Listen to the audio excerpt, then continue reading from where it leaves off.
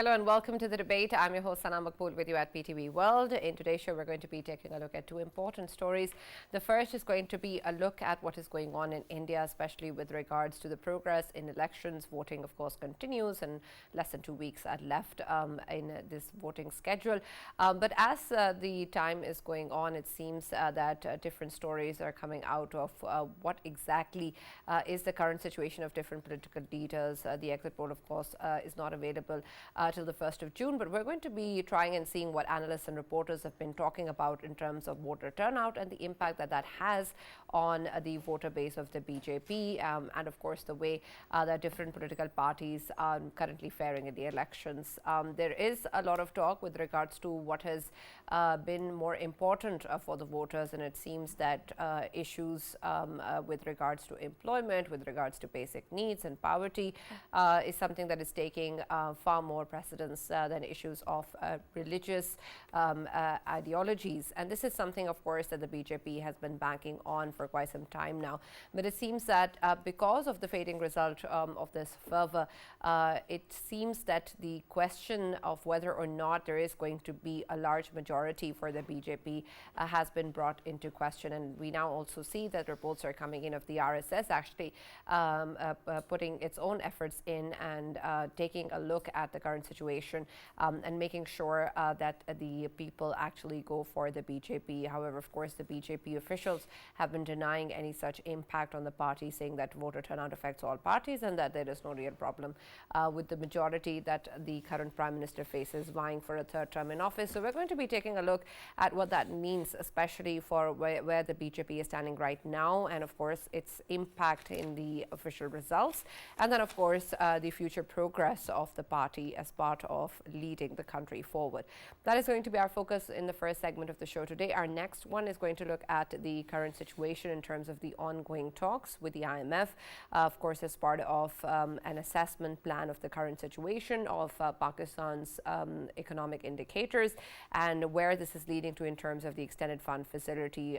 Official talks, of course, that have not yet begun, but there is a preliminary round currently going on in terms of understanding the efforts that Pakistan is making and the direction it's going to be taking, with the Finance Ministry, of course, putting forward its own plans regarding the budget and the outlooks for the next fiscal year and what exactly is going to be the way forward in terms of making sure that the demands and the measures that Pakistan will have to take under the extended fund facility are also negotiated with. And of course, a lot of concerns have been coming out in terms of particularly the expenditure control from Pakistan, especially with regards to debt. And then there's also, of course, what IMF has asked for in terms of the investment policy plans, the draft of which it has asked for, and also more transparency in the workings of the SIFC and the special economic zones under, of course, the second phase of CPEC. So we're going to be taking a look at what this means in terms of the current negotiations and talks with the IMF and what it means for future negotiations for the extended fund facility. For this and more, as always, in the studios, I've been joined by senior analyst Farrukh Pitafi and Raja Faisal. We've also been joined online by human rights activist Dr. John Dayal. Thank you very much, Dr. John, for joining us and being part of the discussion. And I'll start with you, Dr. John, in terms of what is going on. Of course, a very important and historic time, elections for any country, but in particularly, of course, when we talk about the BJP and its involvement, it seems that in the beginning, perhaps, of this voting, there seemed to be a very obvious air of the BJP moving forward with a clear majority and then moving forward with a third term in office. And many analysts and reporters had already come up with their own speculative results as being the official results that come out later. But now as we progress, it seems that more and more reports have been putting into question the amount of support that the BJP currently is actually enjoying and what sort of voter base is there at the moment in terms of the decisions that they're making and in terms of the numbers that are coming forward. Of course, we don't have any real visibility over these numbers, but what do you think really is going on currently, and do you think that there are any real problems for the BJP so far in these elections? I must at the outset admit that I am biased. I'm very biased because quite patently any human rights activist in India today would want a peaceful regime change so we can have a return to genuine democracy, to a strong constitution and to the parliamentary processes, the judicial processes, the social processes that we have been used to for 7 decades, which have been terribly, terribly warped in the last 10 years. So, do forgive me my bias in my analysis. Having said so, I am very worried at the way you have described it. Every observer is giving Mr. Modi a walkover, it would seem. That's not so. The first 3 rounds, quite patently, by all accounts, by secret information, by official information, by what bureaucracy was saying, have certainly gone against Mr. Modi, partly because much of them were in South India, where Mr. Modi has no foothold at all, where he cannot really gain at all on the votes that he had last time. The last 2 rounds, and I am voting on the 25th, the second last round. The last 2 rounds are in North India, in regions where the BJP had maxed. So the only way that any analyst can give the BJP a walkover or even an edge in the election is to admit that things are not going to go the voting way, that things are not going to go as the people want, as the subterranean tsunami that we seem to feel, that things will therefore go according to manipulation in the EVM or manipulation by the Election Commission of India or manipulation by the returning officers who otherwise are district magistrates in all the states. If that be so, then the results will not show the will of the people. The result will show the manipulation of the government of Mr. Modi. Now, I'm not saying that he's incapable of it or his Home Minister, Mr. Amit Shah, is incapable of it. I mean, well, just now, various large international media have given a word picture of the sort of man Mr. Amit Shah is. So that is the situation. So if we admit that the elections have already been tarnished, already been manipulated to an extent, and the last 2 rounds, which will be in North India, in UP, quite a lot of them, in Bihar, some of them, in Delhi, some of them, would thereby be, in a way, hijacked. So they cannot exceed what they won last time. They had maxed out. They reached the peak. So even if they get what it is, they will skip through. They will get a majority. And all of us know that even if Mr. Modi is short by, say, 50 seats, which is quite a lot in normal circumstances, he can easily coerce by, persuade all sorts of people to join him, independents, small parties, regional parties, parties in Orissa, for instance, which see his way anyway, which are very anti-Congress, and so on and so forth. So Mr. Modi forming a government is a different thing from Mr. Modi winning the elections comprehensively. And that is what I was trying to say.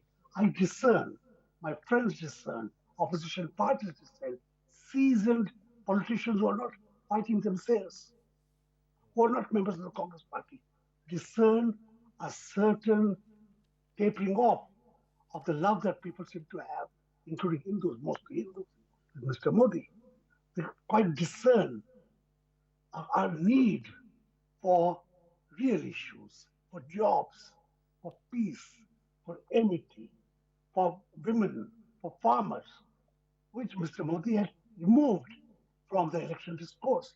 His discourse towards the end of round 2 was back to anti-Muslim, was back to Islamophobia, was back to an attack only on Mrs. Gandhi and her sons and daughter, and on Muslims of all sorts, calling them all sorts of names in 110 or so speeches. The drift in most of them has been this hate. And that is the situation. So to put it in a nutshell for people who are not Indians to understand is to say that elections are still not over. 2 rounds to go. And if there's any fairness at all, Mr. Modi is not coming back.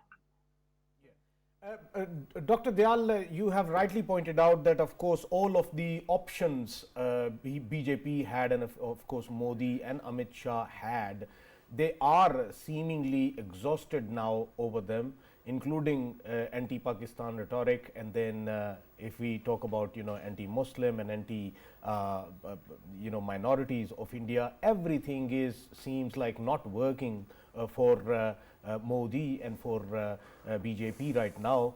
Can we say that the currently, of course, very, I mean, latest is from India that, of course, RSS is being mobilized for BJP. It is in this context that, as you have rightly pointed out, that the element of rigging can be, of course, activated right at the end to, of course, gain momentum and if not like they used to say before, the ab ki bar 400 par, if not 400 par, then at least they can stay around 271, 272 to at least make up a government, because it is being said that if it's not 271 and it's lesser than that, then of course within BJP there will be a turmoil itself faced by BJP. Can we say that in the shadows of RSS madness and RSS mobilization and RSS hooliganism, we can expect rigging in the coming phase of the election? Let me spend a couple of minutes on the RSS. The RSS is almost 100 years old. It's a very mature organization. It has worked in the face of the opposition of Jawaharlal Nehru and Mahatma Gandhi, even of Sardar Patel, his current hero. It has gathered strength, gathered information, gathered knowledge, gathered an understanding of what makes the people of India go, apart from the poor and the minorities. Let us not sort of write off the RSS. The RSS does not cut its nose to spite its face. The RSS may not like Mr. Modi. The RSS may think Mr. Modi has grown too big for his boots. Mr. Modi may think that he doesn't need the RSS, but the RSS knows that it requires a government of its choice to carry out its agenda, of which it makes no bones about it. It wants Hindu Rashtra, in which I, as a Christian, and my Muslim brothers will be second-rate citizens. It wants a country where there will be Madhuraj, where the Dalits and the tribals and all they'll just have to acknowledge supremacy of a certain group of people. The RSS, in fact, is the only honest broker in this whole game. It is making no bones about its agenda, and it will help, as it has always helped, the political party, which is its child. The BJP is the child of the RSS. It's a political wing. Currently, Mr. Modi seems to think he's bigger than the BJP. But the RSS will not think twice of jettisoning him when the time comes and putting on something else. Mr. Modi also in his heart of hearts knows that. He's 10 years the Prime Minister. I think from also a certain stagnation has set in. He cannot afford to anger the RSS anymore. So my prediction is the following. RSS will help Modi and the BJP to win the elections if they honestly can. The RSS works at the grassroots. The RSS has been indicted in judicial commissions for fomenting trouble, for fomenting what we call communal violence, violence between communities, Hindus and Muslims, Hindus and Christians, Hindus and Sikhs, and so on and so forth. The RSS will work to see that its people win. Post-election, whether it wants Mr. Modi, if it doesn't want Mr. Modi, how is it going to politely request him to step out? It's a very different question altogether. So to say the RSS will not work for the BJP is not to know India, is not to know how these groups work. Having said that, is the RSS at the moment capable of doing it? We have had judges come out and say they love the RSS. We've got senior officers come out and say they love the BJP and the RSS. You've got former Air Force chiefs come out and say they love the RSS. They may all love the RSS. But the RSS operations in North India are being matched step by step by other forces. The coming of the India combination, INDIA, the coming of much of the Dalits, all of the OBCs, and a chunk of the upper caste, all of the Muslims, all of the Christians, is very, very significant. Can the RSS counter it? Can the RSS use this consolidation and say, Hindu khatre mein hai, the Hindus in danger? They're trying it, Right. but they're failing. Who are the people who are calling this bluff? It's the Hindus who are calling them bluff. And I think I take courage from that. Let us see how we challenge and put the RSS in its place. It will help the BJP, but will it help it enough to sweep the elections remains to be seen. That is a call not yet taken. Right. Farrukh, you've been someone who's talked about the possibility of Prime Minister Modi not coming back to power at a time where perhaps no one else was actually saying that. And now that the elections have progressed, we've actually seen that it's coming towards that, or that there are problems that the BJP has started to face. What exactly do you think has been that factor in terms of where we stand today and the situation that we see today? Is it the BJP in itself, or Modi itself in terms of his previous months, the tenor's performance, or is it something that the opposition alliance or the parties have actually capitalized on and worked towards for this to actually happen? What sort of factors really did bring about the situation that you were already foreseeing? Right, Sana, thank you very much for the question, and my hello to Dr. Saab as well. It is always a pleasure listening to him. Now, let me actually, Dr. Saab actually started by saying that he has a bias. So, what I am going to say is quite opposite. I have zero bias, I have zero skin in the game, but I am going to make a bold assertion. And I mark this moment because it is, at least to me, it is very important. As of today, as of now, May 21st of this year, and what is the time as per Pakistan Standard Time? 10:27. Okay, 26 or 27, right? Not BJP. NDA has no path to re-election, right? And that means that not only they are not coming into power, that means not Modi is coming to power, that means that even the alliance that is called NDA has no path, right? What has happened? I want to start with RSS. You know, all this speculation started at the start by one purported document that was showing an internal poll of RSS that showed BJP getting 180 seats, right? At that moment, RSS did not actually deny that it was their document. Whether it was an opinion poll or a strategy paper, we don't know, right? Regarding the state of affairs between BJP and RSS, day before yesterday, JP Nadda, the head of BJP, who is on extension, actually gave an interview to Indian Express, and he said something very interesting in that interview, that those days are gone when BJP used to rely on RSS for support. Now it has outgrown RSS, right? This kind of interview in the middle of an election is very rare. Why would that happen? After that, we saw this writer's report, and in this writer's report, it is claimed that a spokesman of RSS says that we are going to support BJP in election. But what has happened on ground, Sana?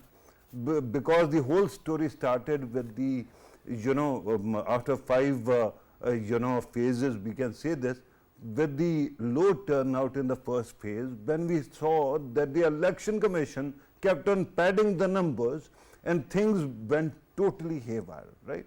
At that time, it was thought that there seems to be lack of voter enthusiasm for BJP. Since then, the situation, if RSS was supporting, the numbers should have increased. What happened in the fifth round? The total number of turnout, actually, percentage has gone down rather than going up. So what does it tell you? That RSS is not happy with Narendra Modi. They will say, issue this lip service kind of statements. But what is missing on the ground, Sana, is not merely RSS's worker, but even BJP's Panna Pramukh. BJP has this humongous, world's largest machinery, and they have a war chest beyond anybody's imagination, right? Panna Pramukhs are the people who are minders of a single page of voter, sheets, right? The list. So they go place to place and get people out to vote, sometimes threatening, but they are also no-show. Now what has happened? Amazingly, one by one, BJP seems to have offended everybody. For example, when you talk about Dalits and Adivasi, in Adivasi or the tribals, you saw that video of a BJP Karakata actually urinating on an Adivasi, right? Yeah. After that, and then there is this fear that if they come back to power and with Bahumat or majority, they are going to actually do away with the forest covers because Adani and Ambani have infinite appetite, right?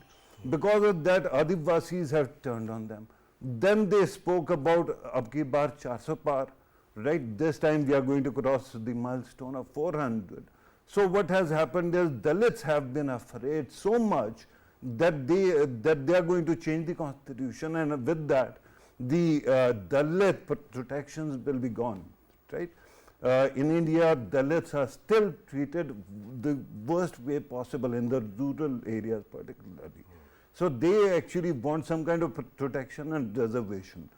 So much so, there is such a huge, wave in those communities that even Mayawati's supporters or office bearers are now reaching out to independent media, telling them that when she actually sacked Akash Anand, who is her nephew and was supposed to be his successor, but he was speaking against BJP and it offended BJP, and that's why he was sacked, that I am on your team, I'm not on BJP's team, because she also fears the kind of repercussion, right?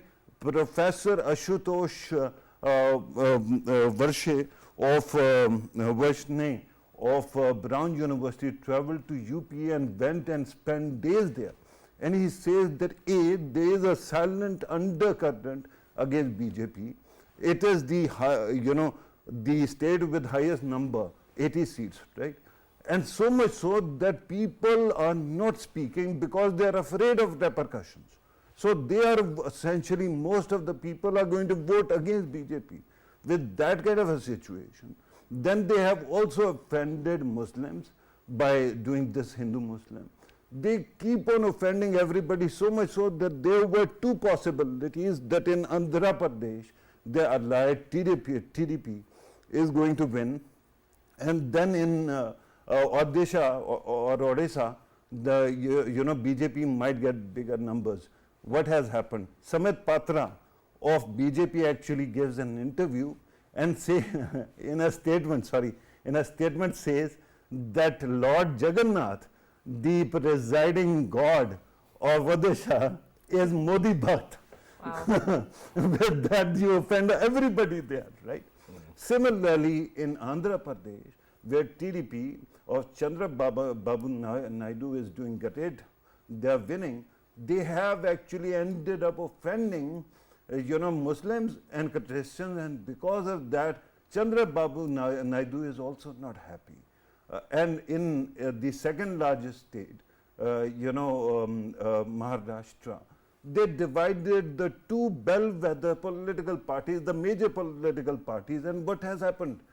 Because of Maratha Arakshan or protection and BJP not being able to give them, they have actually faced such a huge music that they are gone. They are nowhere to be seen, right?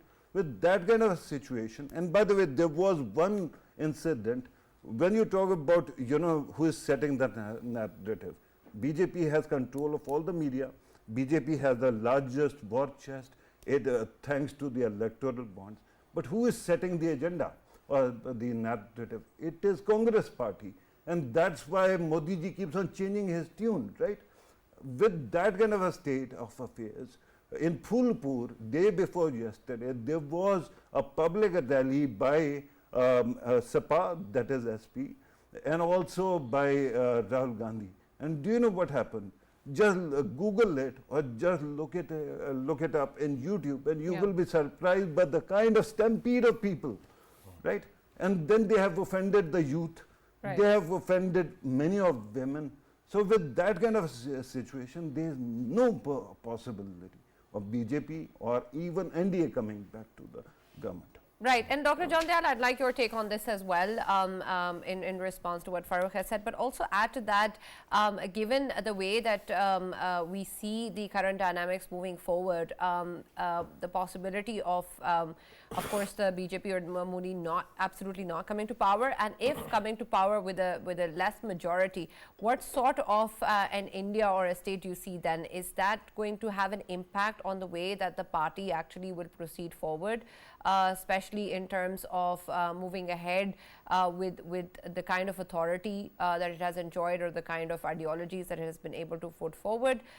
Will it be a slow end to what we have seen previously, or do you think that there is absolutely no chance of them coming forward?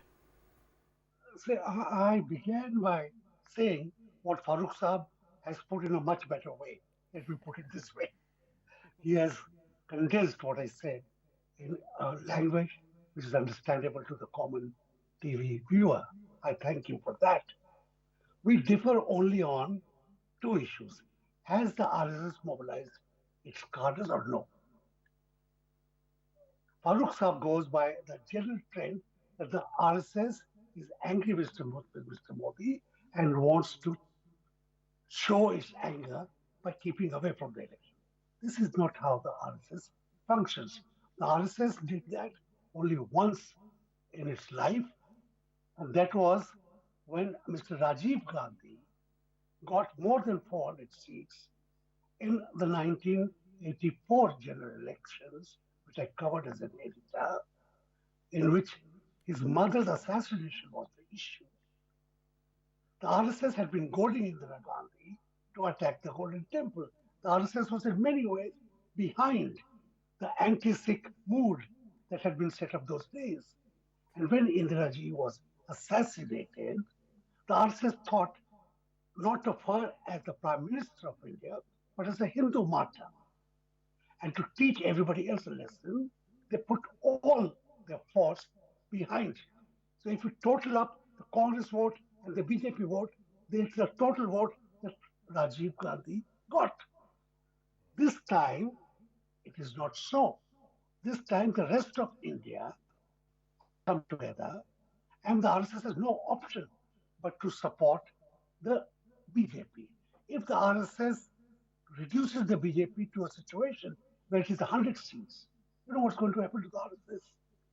The combined new government is going to hound them. They're going to weed them out of the judiciary, out of the army, out of the air force, out of any government job. The RSS will be running helter-skelter. The RSS doesn't want that. The RSS wants a safe situation where whatever is the regime change, its cadres keep underground, overground, as the case will be. So my prediction is the RSS will still try its hardest.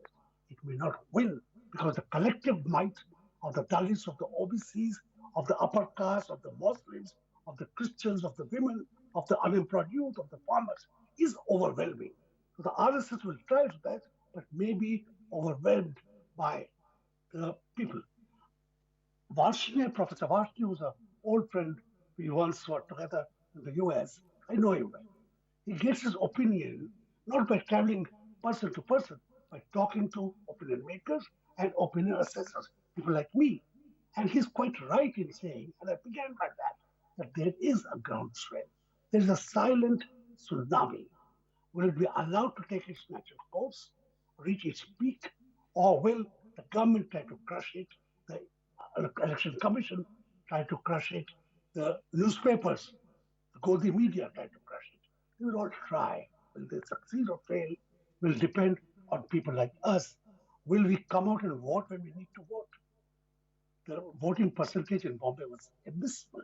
The voting percentage across the country has not been as much as we wanted it. It's not because the RSS is not coming out to vote.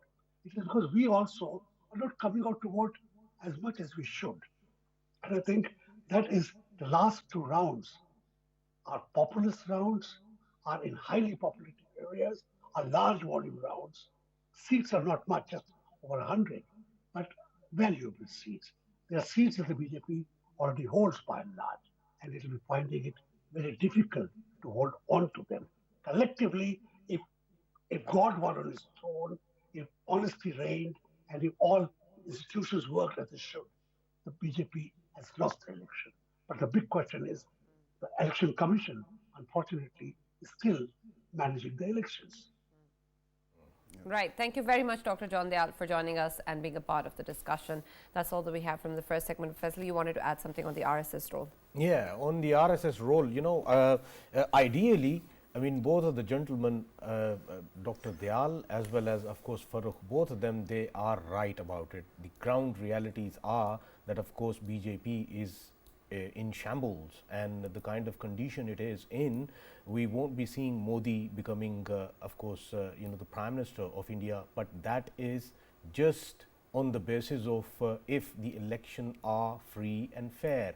But I don't see that. Reason being, if you take the example of RSS, if RSS is being mobilized now, and of course it is in the support of BJP, it shows that initially they were stepping back for certain reasons, because in India it is always considered that there are two capitals. The sort of actual capital is in Nagpur, and that is the RSS stronghold, and RSS headquarter is based in Nagpur. And in recent years, I mean, Modi ji, he started giving lesser importance to Nagpur, and that is why this time around RSS is showing Modi how important the real capital is. It's not the New Delhi that matters in India, it's the Nagpur that matters in India. Why I say this? We know that the current chief of India, Indian military, of course I'm talking about General Pandey, he actually hails from Nagpur, and when he became chief of the army staff, it was being considered that the officer reached to lieutenant general level. It was a sort of unprecedented as well, because the kind of officers the other officers were, like General Mohanty, or there were a couple of General Joshi, them generals, they were more senior to him, and they were considered as more fitter than him to, of course, lead the Indian military. But he was preferred for certain reason, and then them reasons were that he aligned himself with the RSS, and his family, they are lifelong members of RSS, extended family as well. Now coming to who's coming next as a chief of the army staff. I mean, there's Lieutenant General Dwivedi. He is also considered as someone who actually is very close to RSS, and I mean, on many occasions he is being termed as the next chief, and the reason is that RSS has its say, and RSS assures Modi that the different institutions of India, they are under control of RSS right now. With time, what they have done is that they have planted their own people in different institutions of India, and them people are right on the top in today's India. Right. And when they are right on the top in today's India, they will make sure that they show that they are the real establishment of today's India. So to me, RSS is the real establishment of India, and the real capital of India is Nagpur. Nagpur will decide, and right at the end, of course, they will sort of give away seats to Modi to form a government, a very weak government, but still he will be able to form a government, and he will become Prime Minister. But as me and Farrukh, we always talk about certain things, and Farrukh highlights one point, and that is that BJP rule is that a 75-year-old man is not eligible to be Prime Minister of India. It is not BJP's rule, it is Modi's rule. Yes. Modi's rule. He gotten rid of many people through that rule. Through that rule. In Advani past, of course, for there are precedents as well, and the way Advani was obviously sidelined Right, by but BJP what I itself. want to understand, Faisal, what you're saying in terms of the control over institutions, I'm sure for you've factored that in already, and you're saying what you're saying despite that, correct? No. I tell you what I'm dying to actually give a counterpoint. Yeah. Right. You will allow me some time. What I was trying to say is that this is the moment where RSS would show its real power, its actual power on ground, and they are going to make sure that the years and years of plantation they had in different institutions of India, they will make sure that them institutions are working in the favor of RSS Sure, but when they will that, really want what to. impact will that have on the results? Yes, Farrukh. And Faisal, do you believe in magic? Actually changing things physically? Yeah, I do. Yeah, there are people who can actually When levitate. forming a government, and elections, it's a magic. No, levitate things like this mobile phone can float and change things. Do you believe in that? I don't believe because in that. You're telling me to actually believe in that right now. I tell you how. Yeah. Election Commission might be compromised, but all it can do is actually keep on changing the percentages for now, because BJP is afraid that it is going to further dent their voter enthusiasm. But what they can't change is the EVM. EVM, electronic machine, is a very complex animal. For example, it has three parts, right? One, the electronic voting machine. Then there is an ILU, image loading unit. And the third one is VVPAT, right? Paper trail. Now what happens is that without any of these three things, you cannot change any kind of result. And then independent of this all, there is another form called 17C, in which all the present, mind you this, all the present polling agents of all parties sign, right? The EVM has two internal seals and one external paper seal is put when it is actually put into the strong room. Then at that time when it is being shifted, there is a cavalcade that moves around, including all the political parties' representatives.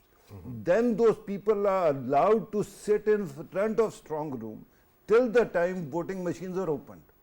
So unless you are telling me that there is some hidden magic to change what was inside the box, it is not possible. It is not doable. Farrukh, there are already allegations. So far, there are already allegations that EVM is being tampered. No, but that is the amazing part, because people who were actually worried about it went on, kept on going to the Supreme Court.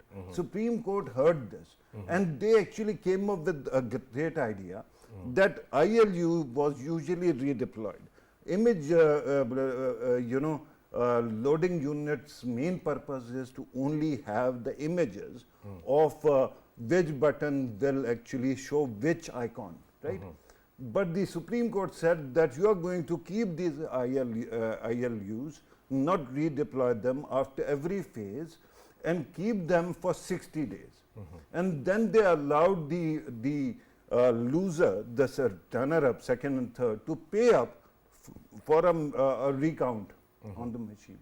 Now this whole idea of machines actually pushing one button and result being cast on the other, it is also an urban myth.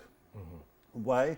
Because if Election Commission had that kind of capacity, it would have not been repeatedly padding up the turnout numbers, because at that time everything would have been done. Right. So at this moment, I don't think this magic is working. I don't disagree that RSS now owns India. I would say that it almost owns the world. But this is the problem. RSS was shaped by four external factors. One, the Muslim rule. The second, the Cartesian rule, or that was the British colonialism. Third one was Nazism, or their impression. And the fourth one was socialism or communism at that time, because it presented itself as a reaction to that. As to the first two, it has already won. Muslims are non-factors, Christians are non-factors in India.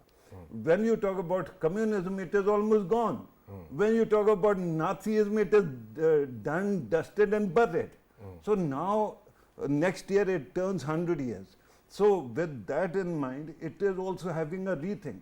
Its candidate, Nitin Gadkari, that they wanted to be the PM in 2019, is in Nagpur, of course, is struggling to keep his seat. Right. With that kind of a situation, I don't think this grand conspiracy theory is going anywhere. Right. So I think BJP is going to be defeated with a clear majority. Right, and Faisal, I can see you shaking your head, Yeah. but we can agree to disagree because we have we don't have time for more arguments. They will be forming a government with from 270 to 285. All right, seats. we have time to 272 is the majority number, but with NDA, they can't actually form. we have time to actually see that, Let's and we'll have plenty to talk about later as well. But we also want to quickly take a look at what is going on in Pakistan, especially with regards to the negotiations going on with IMF and the assessment that is being done with regards to the economic indicators in the country. And Farrukh, we've seen that reports have been coming out in terms of how the discussions are moving forward, and there is also conversations of the IMF talking about expenditure control, talking about the debt that Pakistan has to pay, of course. Then there's also visibility that they ask for in terms of the SEZs and the SIFC and investment policy. In terms of what we've seen so far, how do you see this moving ahead in the direction that it's taking, especially in terms of reports also saying that perhaps the IMF has a different take on the outlook of the next fiscal year as well, as opposed to what the finance ministry is presenting? And then, of course, the kind of transparency that it seems to be asking for. Will we be able to satisfy the fund on these grounds? Right. Sana, I think that many of these issues have been resolved ages ago, right? For example, regarding transparency, what were our major concerns? Pakistan actually sits at the convergence of two or three spheres of influence, so to speak. One is American, the IMF, of course, which is actually by default the global sphere of influence. Then there is Chinese sphere of influence because of BRI. And then, of course, there is this whole idea of the Arab countries also having a say here. Now, the problem was, our major concern would have been when we last time went to IMF for the previous, not SBA, but EFF, at that time, that whatever the dealings we had with the Chinese, but that might actually become a bone of contention. It did not, right? Now, whatever transparency IMF is asking, we can offer them, right? Okay. There will be a negotiation. Even with the SIFC and the investment policy? SIFC is, of course, our system to ensure that there is transparency. Right. And then regarding SEZs, the only concern they might have is that in the end, SEZ might not actually, A, become an economic burden. Number two, it might not actually become a place, another tax haven. So we can take care of those issues. It will be taken care of. It is a long-term negotiation, but it will be done. Now, regarding privatization issue, of course, they need a plan, and we have a plan, and we are working on it. Regarding the next budget, of course, there are questions about taxing the bases, and there is question how much people of Pakistan can be burdened. So, at this moment, I think everyone is, well adjusted and behaving the way they should be behaving. So, I see a lot of hope that there is going to be bridges that are built. And regarding overall atmospherics, this is the year when half of the world population votes. India is voting right now, and it also has huge influence.